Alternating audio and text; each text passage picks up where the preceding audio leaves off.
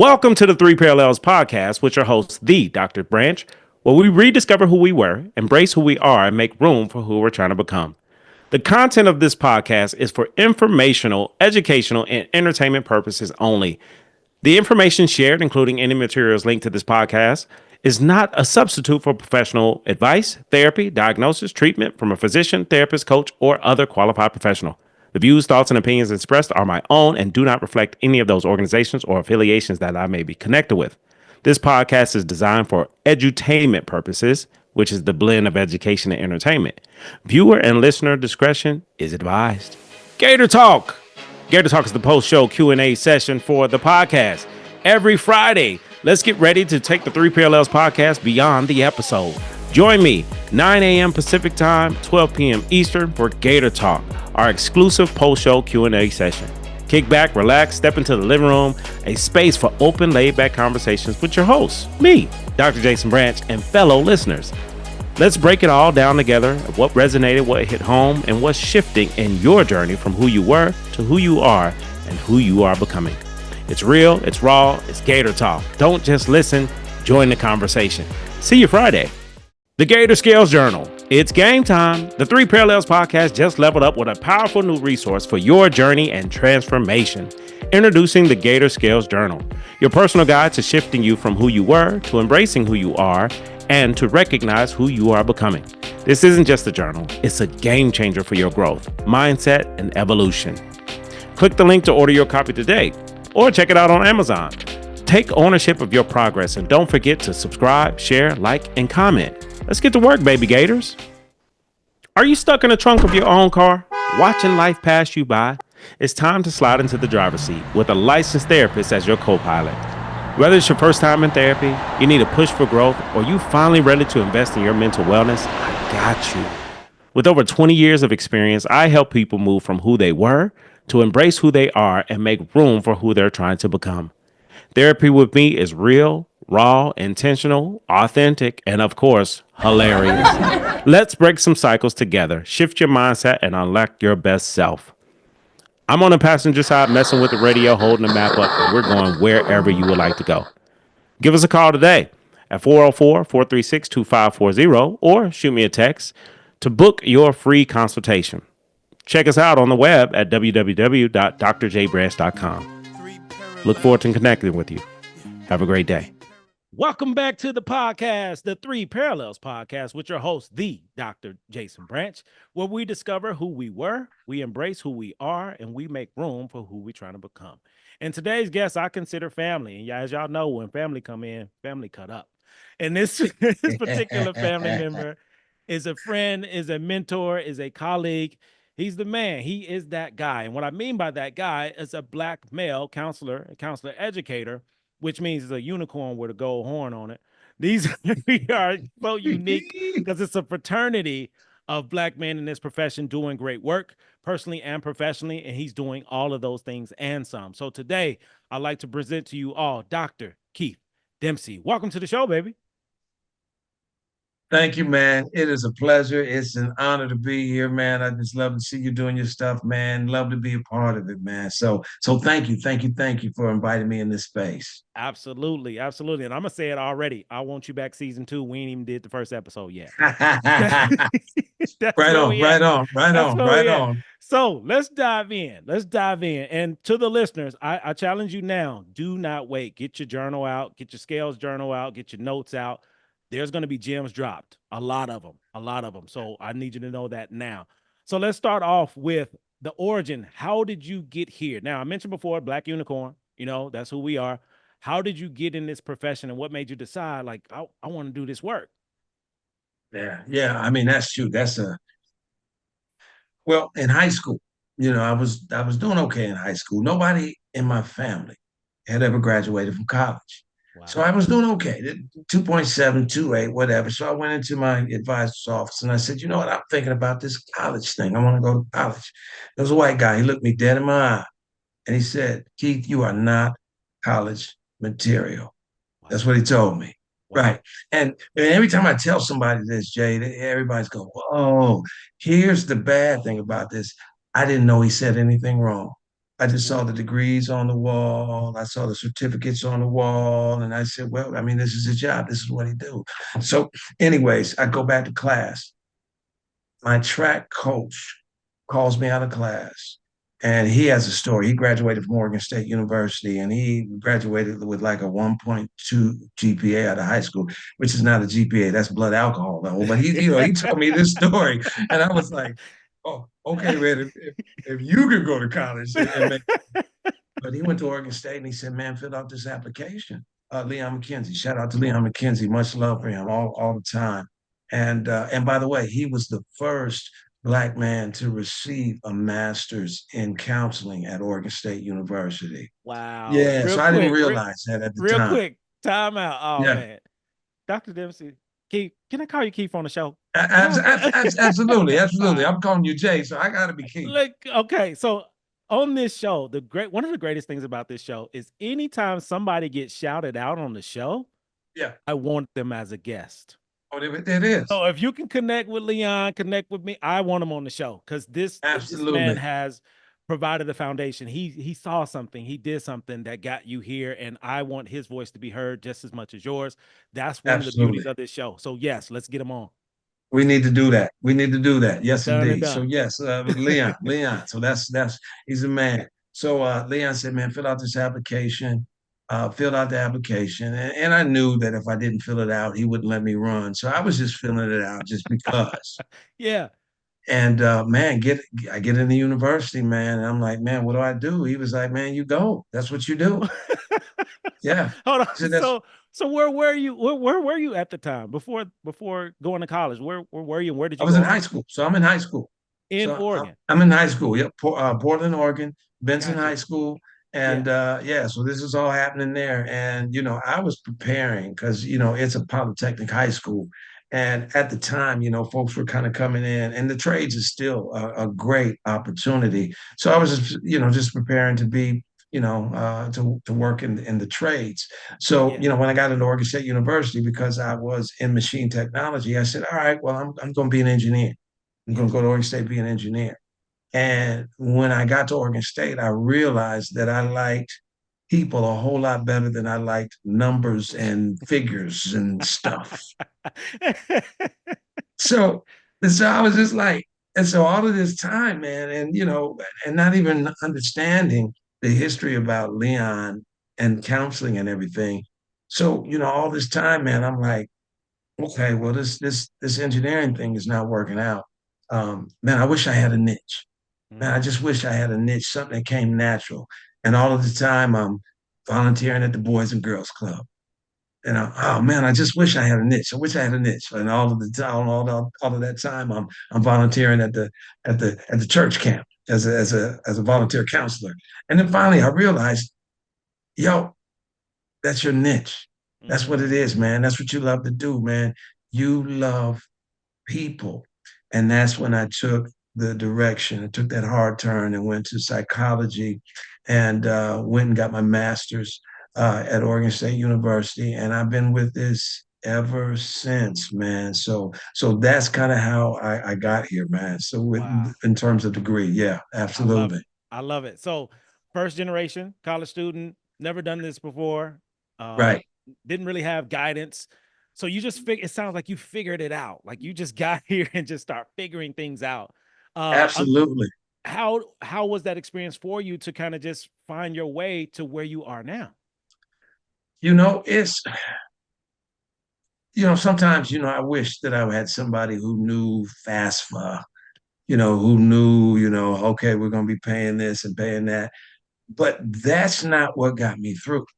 What Mm, got me through is that I had people that said, man, we believe in you. mm, I don't know nothing about this college thing. And I always say this, my mother never walked on a college campus until the day she helped me enroll. wow. However, it was because of her and what she believed in and how she believed in me that I said, okay, well, I'm going to be able to figure this thing out. And there were times, that I would call her and say, Mama, this ain't working out. And I would explain to her what's happening, and she wouldn't know nothing about it. But she would say, well, baby, let's pray. And while she couldn't give me some technical answers, man, we was praying about it, man, Yeah. and eventually made it through, man, just because I had, my community backing me and family and friends and folks like Leon McKenzie. So yeah.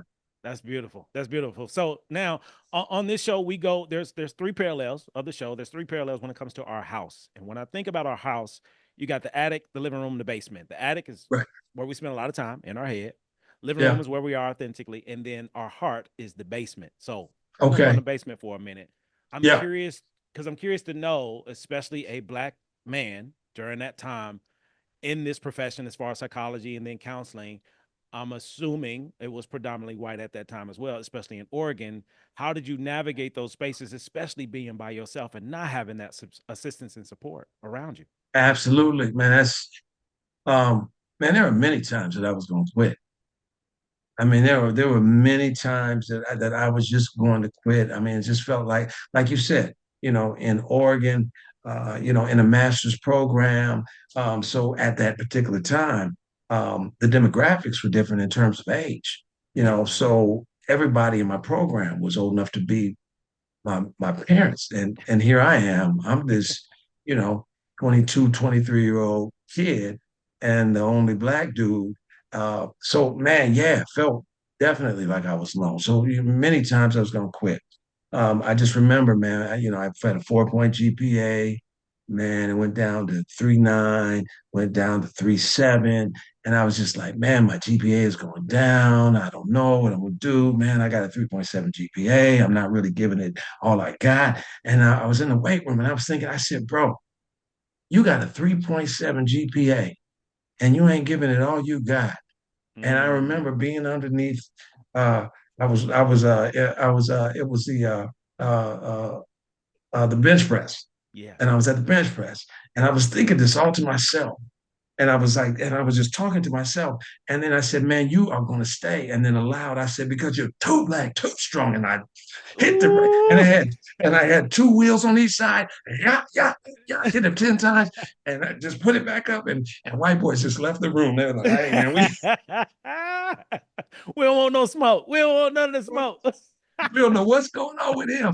But yeah, man, I Wow. was I was I was gonna quit, man. But at that point, man, I just was reminded about my elders and my Mm, ancestors.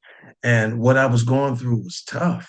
yeah. But man, what did they go through in order for me to be in that position, to be able to tell this story so that someone else listening to your podcast can say, no, man, I can't quit, Yeah. because this is the process.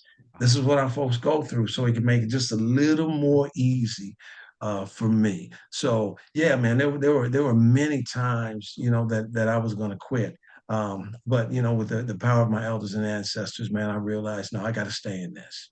That's huge. That's huge. And I want to talk about that for a moment. Because the three parallels were happening at that time, meaning your future self was up under that bench with you, having a Yeah, conversation. Oh, he was spotting you, letting you know, like, nah, we not done. You got to that's right. remember who started, who did it.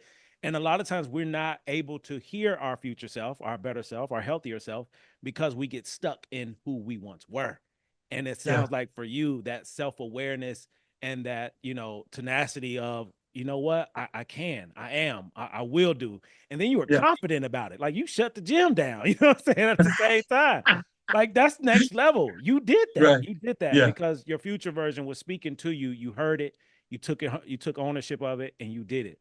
So I'm curious, and a lot of the question I'm asking connects to the listeners because there's a lot of listeners who are in that space, want to get there, trying to navigate it. How did you build, if you built, a community to survive? Like all these moments where you wanted to give up, you thought about giving up, but you didn't. How did you keep going through? And I asked that because even for me yeah. and every black man that I know in this profession, they dealt with similar things. No matter the decade, no matter the Right. year, it was still Yep. similar. And for you being alone, how did you do it? Like I'm still trying to figure it out. Like how did you do it Yeah. by yourself in that environment? Yep. So, in that environment, sure, I was the only brother in that program. I'm the only brother in my PhD program. But what I had to realize is community is not the same. It doesn't look the same. I don't need Mm, community to be there with me in that program. I've mm, already got community. I've already got people that got my back. I already got people that believe in me. And yeah, sometimes this is what we do. We say, no, but you don't know the intricacies and the nuances of what I'm going through. Well, we don't know the intricacies and nuances of what anybody is going through. yeah, All we need is somebody to support us, to say, what do you need? I'm here with you. I'm going to support you. I'm going to pray for you. So with that, man, I used my resources. I used the community, to be able to pour into me.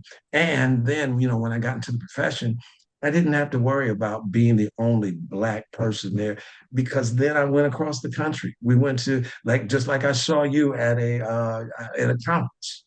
You yeah, know, yeah, I used those times to hook up with brothers and sisters who were going through the very same thing that I was going through and use them as support. And listen, it's not like the old days where it costs money to make a long distance phone call. I mean, yeah. it's easy to connect with people now. That's right. So it doesn't look the same, Mm, maybe like other folks, and maybe that's the privilege that other folks have. gotcha. However, it's still built into what we're doing. It's built into who we are. That's Yeah, that's who we are. that's real. That's real. Yeah, So that transition from, okay, get the master's, looking at licensure, private practice, okay, counselor education. How did you make that transition from, you know, a first generation college student, didn't know about college, not yeah. only went to college, but went and got a master's and didn't stop there. So how was this transition or trajectory for you to keep going and to build this empire that you've created? Yeah, well, just kind of, before we started today, man, you were just kind of chatting it up and you said, man, I got some things going on.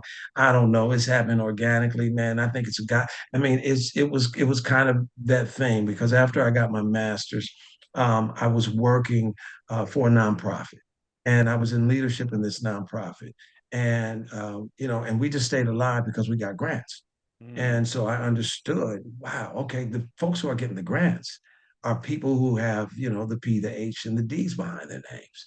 So I okay. said, let me go ahead and get my PhD. I'll be in leadership in a nonprofit. And I don't know, maybe teach here and there a class. Yeah. And as I started doing that for that reason, once again, it's always someone who speaks into your life. I started doing that and I was in the program and folks knew, where my love was, where my heart was. And I had a couple of professors that said, hey, man, I know what you plan on doing, but you are good at this. Wow. You are really good at this thing here. Dale Pearson, shout out to Dale Pearson, and also Dr. Michael, man. He was and Dr. Michael Anthony Ingram meant the world to me Mm, because I had never had a Black teacher throughout yeah. kindergarten, high school, college. And so here I am in my PhD program, and this brother walks in, and he was a poet, Yeah. just smooth, knew his stuff. I mean, dropped some poetry on us at the end of the night. And and I was like, yo, man, I see me. Wow. I see me.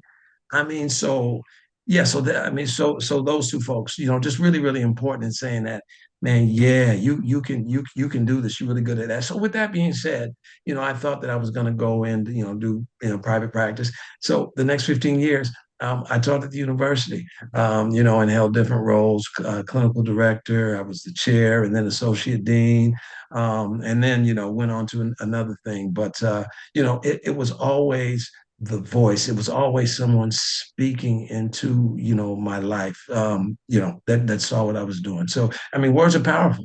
They just are. I love it. I love it. And what you're sharing connects to the podcast because we're sharing words, we're sharing stories, we're sharing Yep. experiences, and you just never know how you can impact somebody by being exactly who you are. And I really Yeah. appreciate your authenticity and sharing your truth with us and the listeners. Um, so going into this space of it sounds like it was an energy, it was a vibe, it was a connection. It was just like Yeah. I feel moved to go in this direction. And you Yep. went, especially in academia, and did well, but didn't stop there. Like decided, okay, I want to do something else. Like, how are you Yeah. able to just continue to just shift and change and evolve?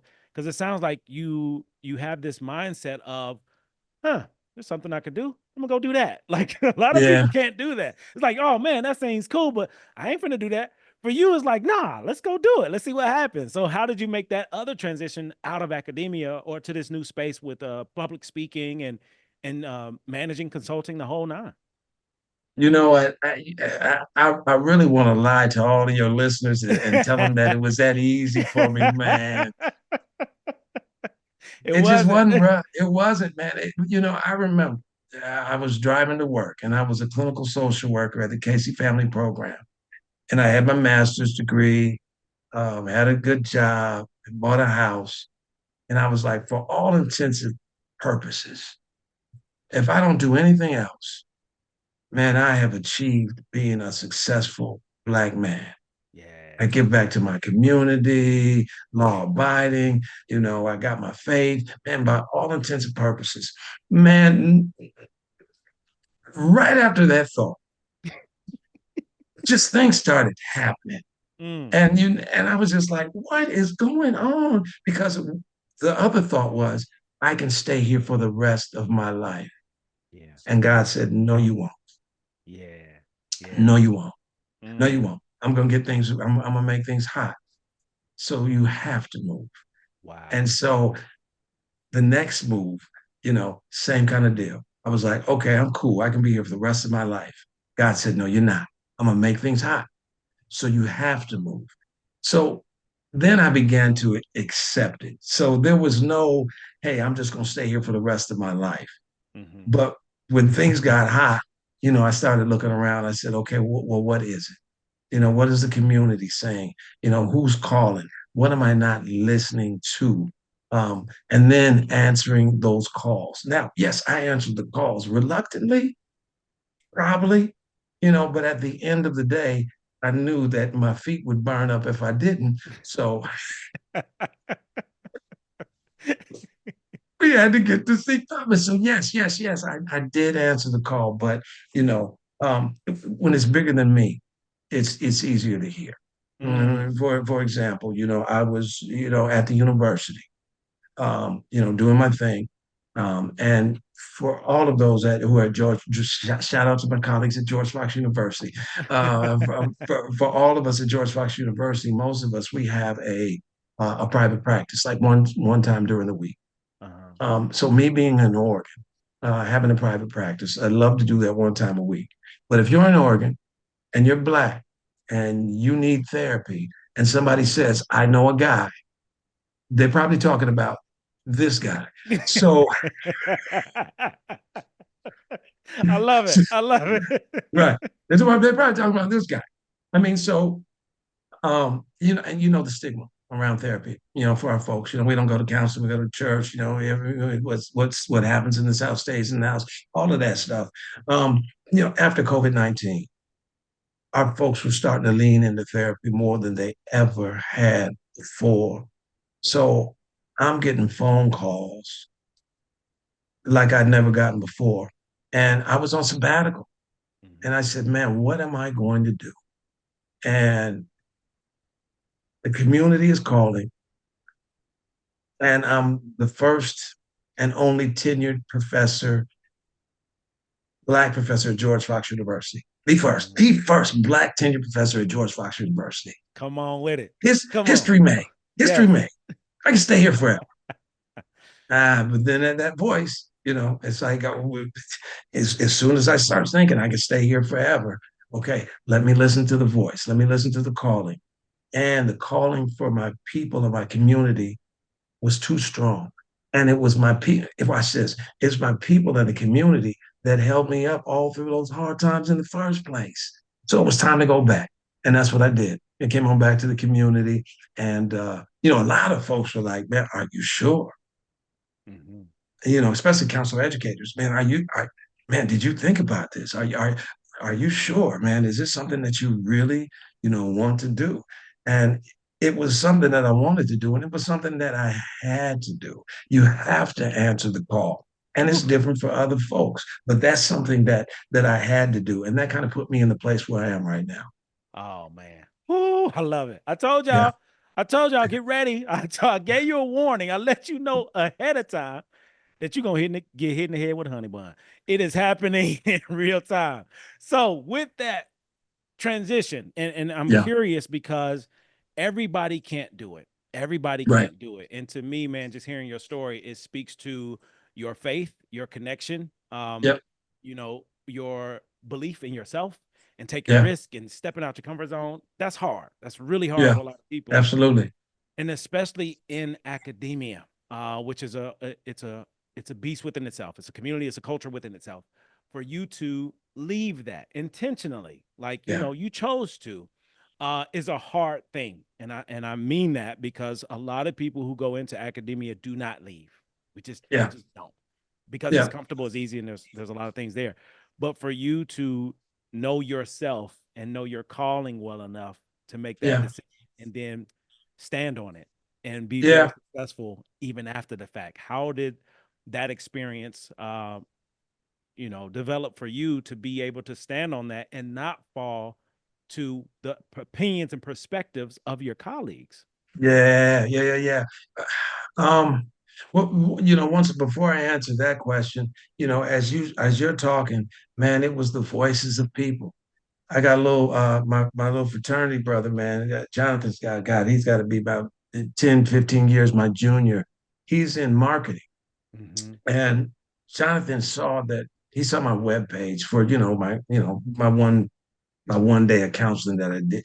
And it just hurt his feelings. He's like, man, you don't got no logo, Our people and gonna they gonna tell you. Our folks gonna tell you about yourself always. yeah, man. He was like, and so, I allowed him to work with me. And, and I was reluctant, but, he was like, hey, man, let me just get you tight. Mm, And this brother who's 10, 15 years younger than me, he put it in my spirit. He said, the university will never appreciate you like your community will. wow. I said, oof, Yeah. oof. He said, the university will never be able to compensate you Mm, like your community will. mm, Oof.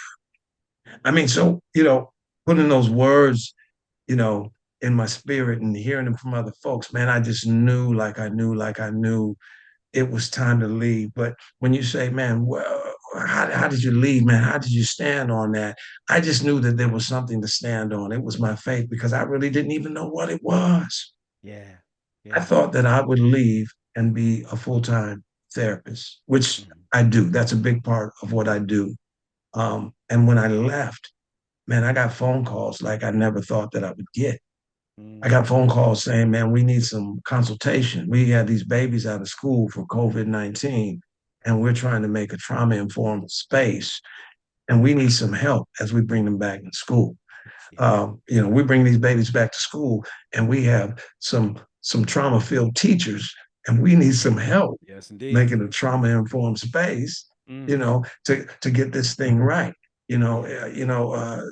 Executives from agencies called and said, "Hey, man, we got some stuff going on, within our community, and we need some help around trauma, some workshops and everything." So I started getting phone calls that I never thought that I would get, and my first answer was no, I've never done that.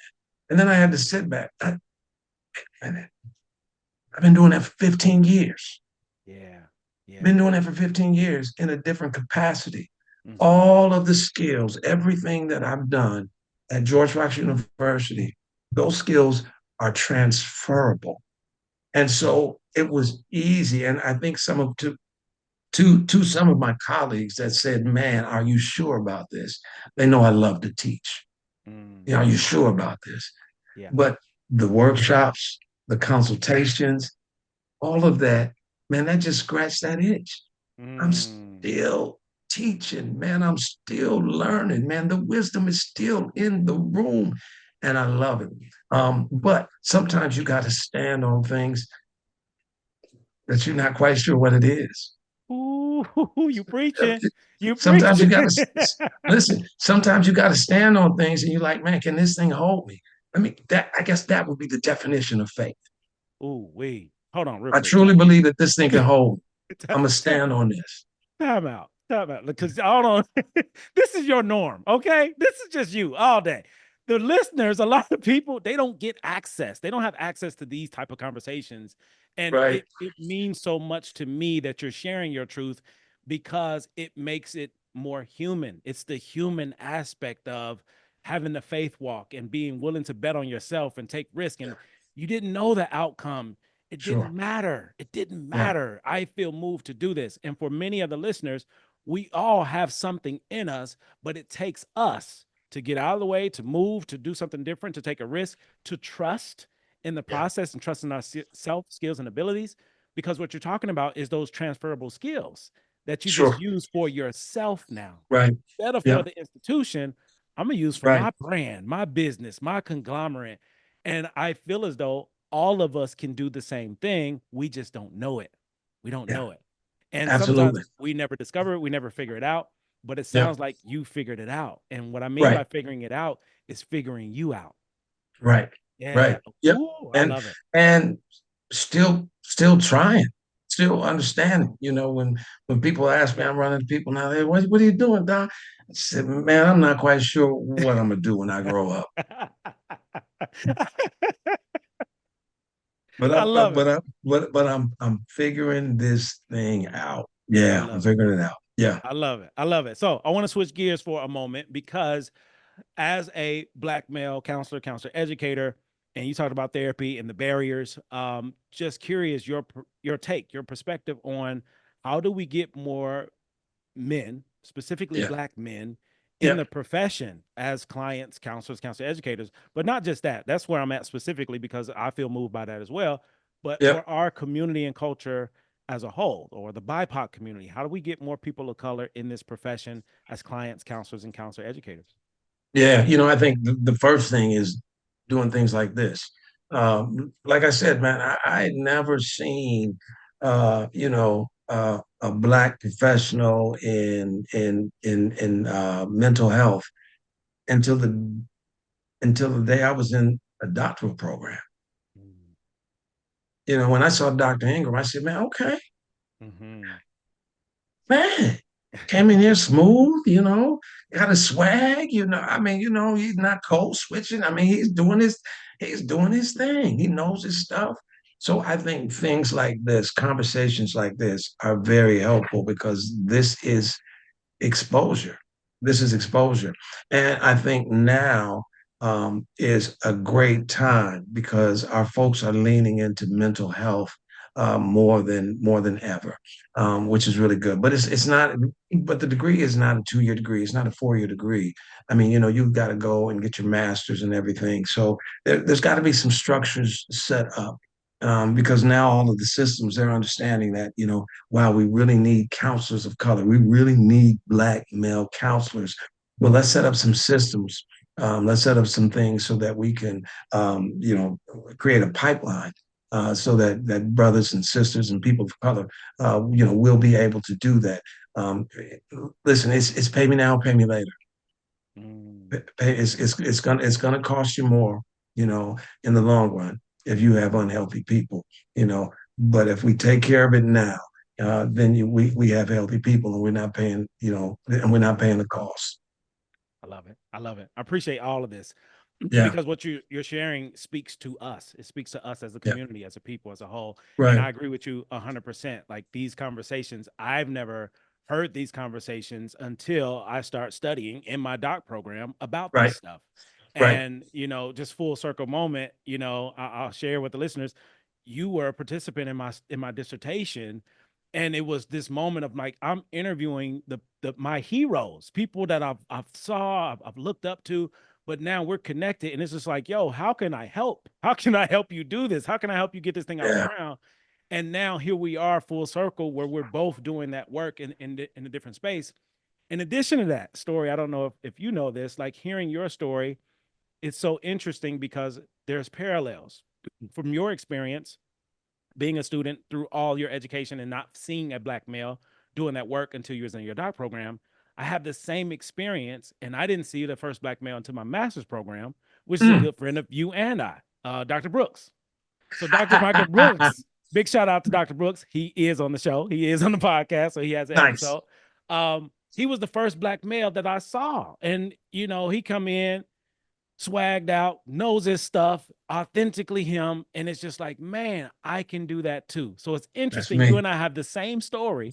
And there's Yep. other people that's listening that have the exact same story that we That's have, right. which That's speaks right. volumes to the profession, our community, culture, the whole nine. And I'm Yep. thankful. I'm thankful that despite what we experience, we're here now. Yeah, We're here now. absolutely. And as you say that, man, it's for those folks who are in those spaces and places of power, it's a reminder to be exactly who you are. That's real. Exactly who you are. If you've never had a conversation with Dr. Brooks, if you've never had a conversation with me again, our experience, the time that we had together meant something to you. And that's what's most important. I love it. Dropping Yeah. gems. Dropping Yeah. gems. All right, so we're gonna switch gears. A few rapid fire questions as we process Yeah. through. I'm curious to know you've seen a lot, you've done a lot. I'm curious to know what have you learned about yourself over all these years. That's talk about Dr. Michael Anthony Ingram. He used to always say, Mr. Dempsey, what did you learn about yourself? And it was the hardest question for me to answer. Um, I think that's what I learned about myself is um, I used to like to stay in my Mm, comfort zone. I used to like to mm, stay in my comfort zone. Um, and and it's not that you know, I'm far from that, but I'm venturing out. As you say, to make that shift, to leave, when you're a tenured professor, at the university, and things are going well. So I mean, I'm taking baby steps in that direction, but I still feel like that's where my biggest growth is. Not always being comfortable because you look at it, hey, I got about maybe 10, 15 more years in my career, and I'm doing brand new stuff. What, bro? What? Well, you're supposed to be doing the stuff that you are, you master and everything. But um, I tell you what, man, this has been the most fun and exciting period of my life, doing things that I'm like, didn't think I can do this. mm. Huh, didn't know how to do this. Not sure. But you know what? I bet you if I ask somebody, I can figure it out. I love it. I love it. So same question, but now externally, people. What have you learned about people in all of these Yeah, years? yeah, yeah, yeah. Right about people. Everybody has a story.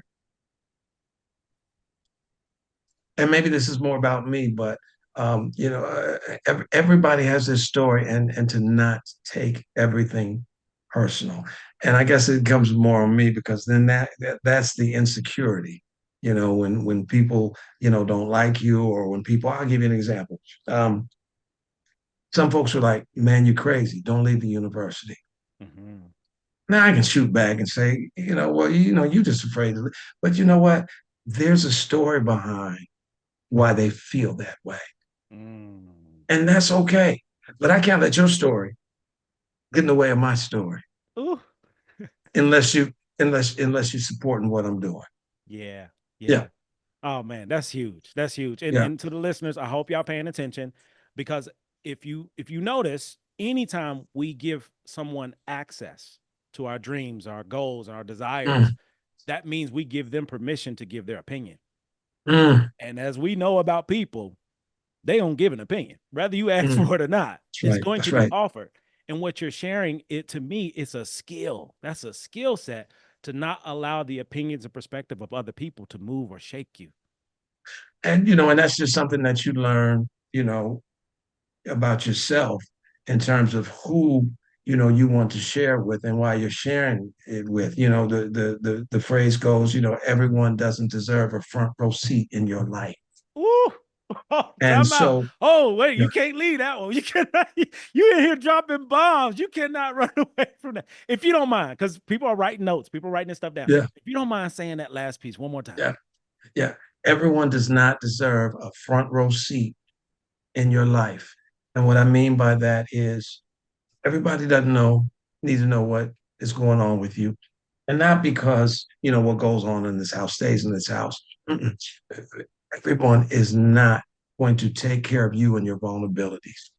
Now, if you have someone in your life that is going to care for you and and be responsible for you in your vulnerable space, man, fine. But if you don't have that and you don't trust that, you don't need to trust that. If there's something in your gut that says this is not that person, you know what? That's probably not that person. But there's somebody out there that is for you. Ooh, dropping gem. Listen, I tried to tell y'all. I tried to warn y'all. I gave you a heads up. I didn't know what was going to happen, but this is some top-notch information because it gives you an opportunity to develop a different perspective. So if you're hearing these things and it's hitting you in any way, that's a perspective shift because that's what's being offered, a Mm. different lens to look at life. So with that, I'm curious to know, what would you say is your proudest moment or proudest accomplishment in life? Man, well, family, of course. You know, I think there was one point when I won this award. It was a Martin Luther King Lifetime Achievement Award, and it wasn't because of the award. It was because of everybody that showed up. Mm. And when I saw my my fraternity brothers, my Kappa brothers, when I saw my aunties, when I saw my play cousins, man, when I saw teachers, when I saw educators, when I saw like 50 people, I was like, okay, the award is cool, but man, this Yeah. Yeah. man, this is what I'm proud of because it was these people who helped me achieve this and other things. So that's a hard question to answer, but man, it's always the village. It always ties back to the village. I love it. I love it. And Yeah, for those who don't know about the term the village, if you could expound on that a bit more about what does it mean to have a village or this village that you're referring to? yeah, yeah, yeah. Well, the saying goes, it takes a village to raise a child, and in the African American community, well, I just break it down. If you up the street and you're doing something wrong in our community, somebody else's mama has the right to come out and put you in check. And when you get home, she done already called your mama, and now you got to deal with your mom. So it's this idea that you're okay Mm-hmm. wherever you go. You will be taken care of wherever you go. You will be loved on wherever you go. So that's what I mean by the village. Thank you for explaining. Thank you for putting it down. And again, the parallel universe that we live in, because when I graduated with my doctorate, my T-shirt had finished on the front with PH finished, and on the back, I had "It takes a village." Takes a village. And Nice. my village was there. So the experience that you shared with winning your award was what I experienced during graduation. It wasn't about that piece of paper. It wasn't about that PhD. Yeah. It Right. was it was in the middle. It was an Auburn arena, majority white, and I had a whole black section. And, Yeah.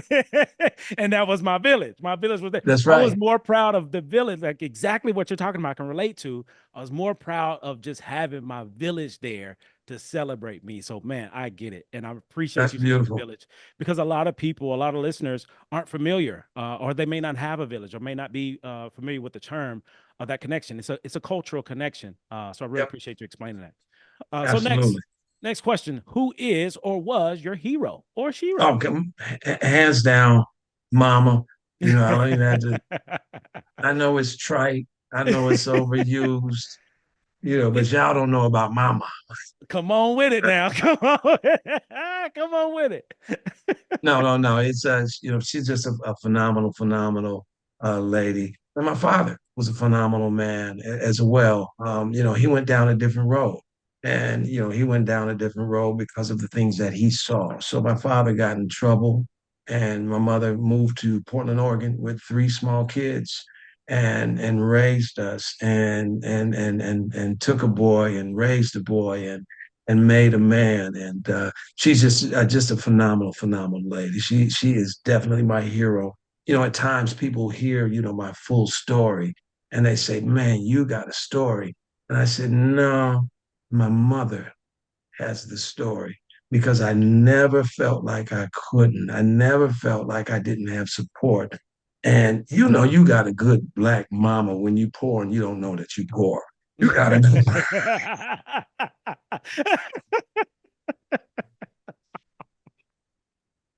You preaching today. You are preaching. You speaking straight facts today. I love That's it. right. That's right. She just, but she always made it right. She instilled in us the things that were most important. Really quick, man. In my master's program, we were in a class and we were doing some exercise, and it was like, if you did this, go over here. If you did this, go over here. And it was like, for those who are come from broken families, go there, Mm, and for those who haven't, go over there. mm, So I went to the side that wasn't broken family. yeah, And it was like, I can see my cohort members going, "Well, I think you're supposed to," and not trying to be profound. yeah. I just said, "What's a broken family? Ooh, What's a broken family?" wow. I had love, I had guidance, I had food, I had what's a broken family? And then they started talking. They were like, "Well, yeah, my mom and daddy at home, but yeah, my daddy, he was never there." And then somebody else was like, "Oh man, we were always fighting at home, this and that and the other." What's a broken family? Yeah. So, anyways, so that's why she's my hero. I love it. Shout out to Mom Dukes. Big shout out to Mom Dukes. And she can be on the show too. Please believe. I don't discriminate. She can be on the show too, hitting folks in the head with the honey bun. All right, next question. What's a word, phrase, memory, or moment that has stuck with you personally or professionally that you want to share with the listeners? Word, praise, moment, professionally. I don't know if I have a word, phrase, or a moment. And that's not because things haven't happened. It's just because I'm finally resolute with the idea that they're still happening. That's I'm a not word. resting. That's the I'm you not, just gave the word, man. You just yeah, gave the yeah, word. yeah. Wow. Yeah, Wow. I'm not. Yeah, I'm there. Yes, so I'm not resting. I'm looking for that next thing, and not that I don't celebrate the moment, because I always say that. That's one of my favorite sayings, man. Celebrate the moment, because people who are achievement oriented, they're always saying, "Hey, I need to go there, I need to go there," or but that person's doing that. Wait, just celebrate the moment.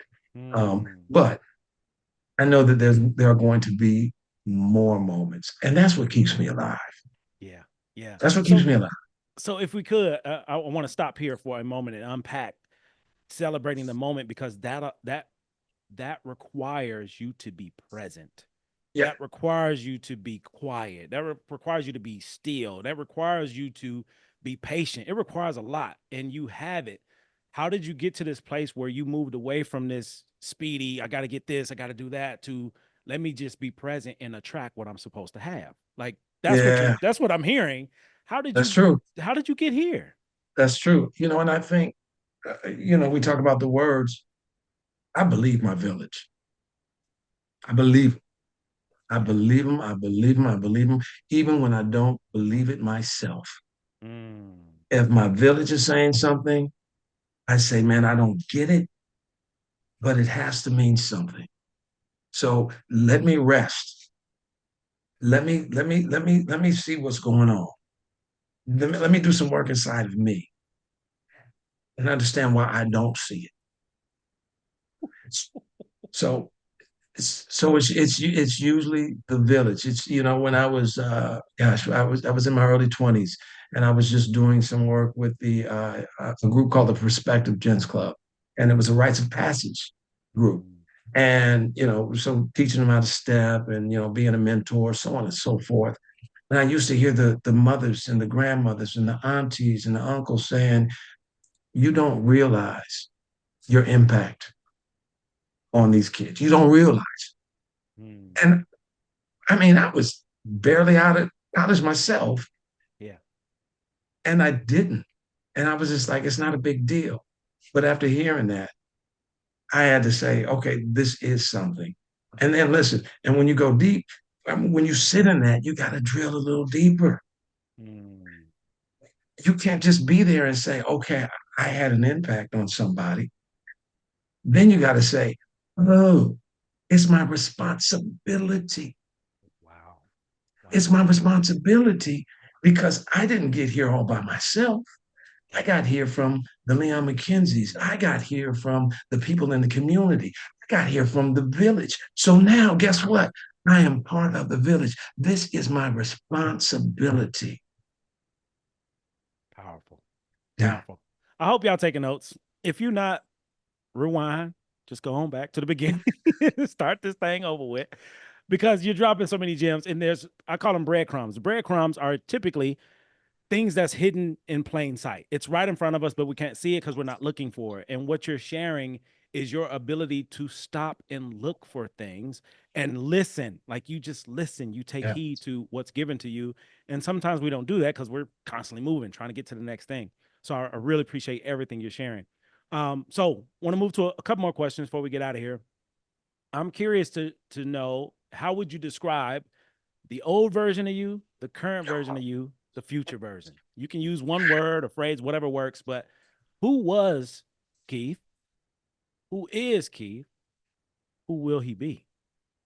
Man, uh, I think the older version was very cautious. The older version inside of me, I had this,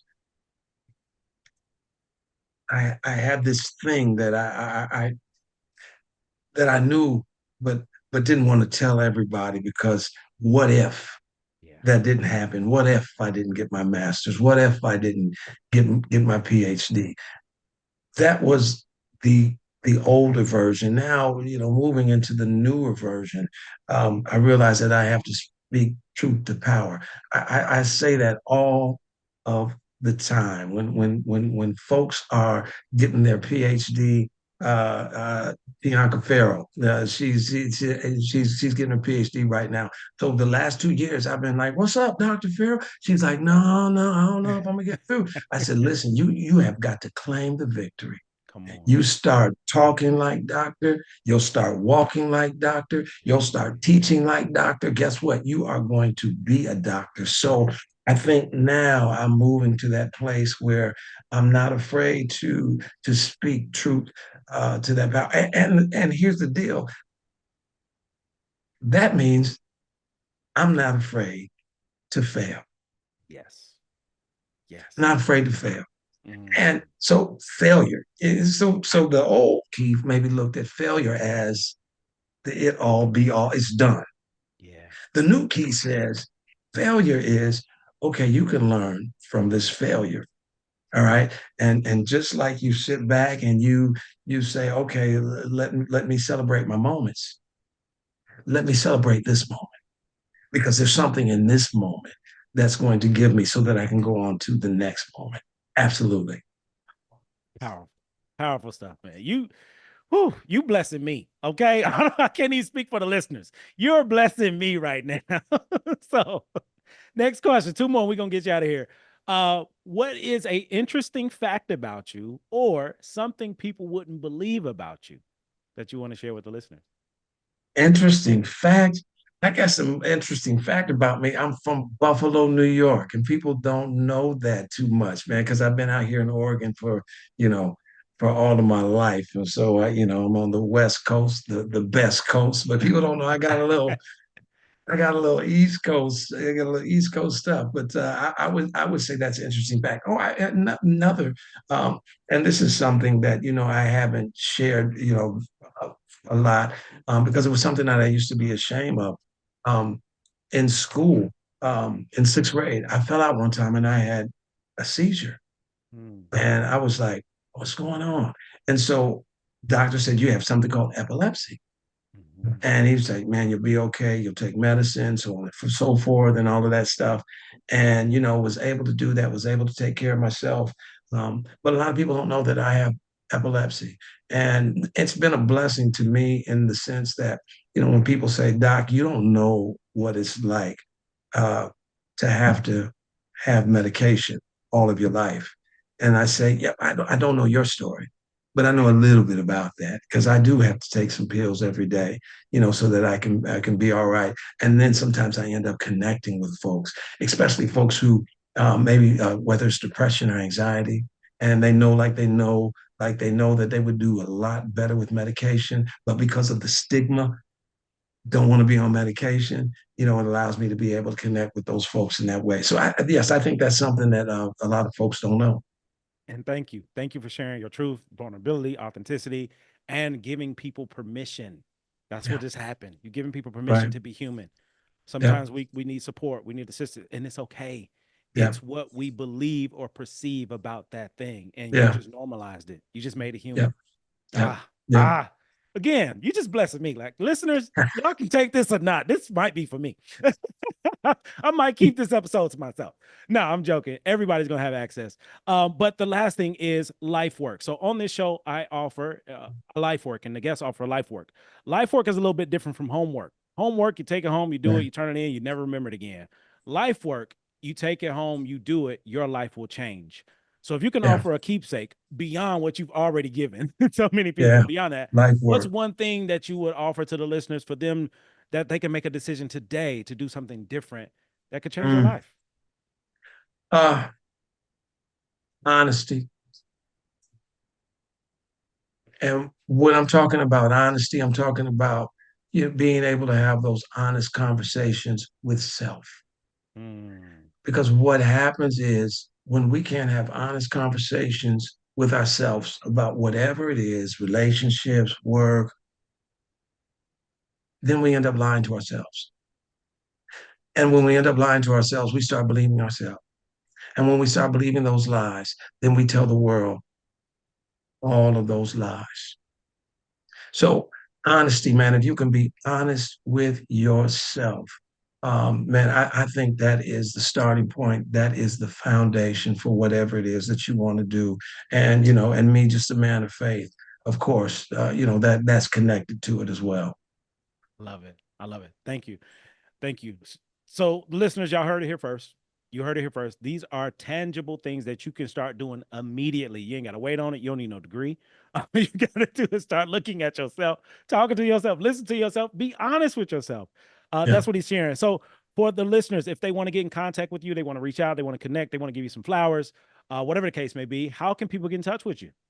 Oh man, listen, I got a team. I'm at Keith. My guy. Oh, by the way, my guy who talked about my website. Mm. Man, he's my team now. So if you see me on social media, and he's gonna be mad at this Keith at Twitter, and I don't know. Listen, maybe you can flash it across the screen I when got you. this is I can do done. that. I can do I can do that.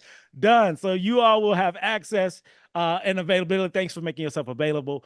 Thank you for being on the show. And also with this show, I love to give people their flowers. Please know, brother, Dr. Keith Dempsey, you have been a blessing to me by being exactly who you are.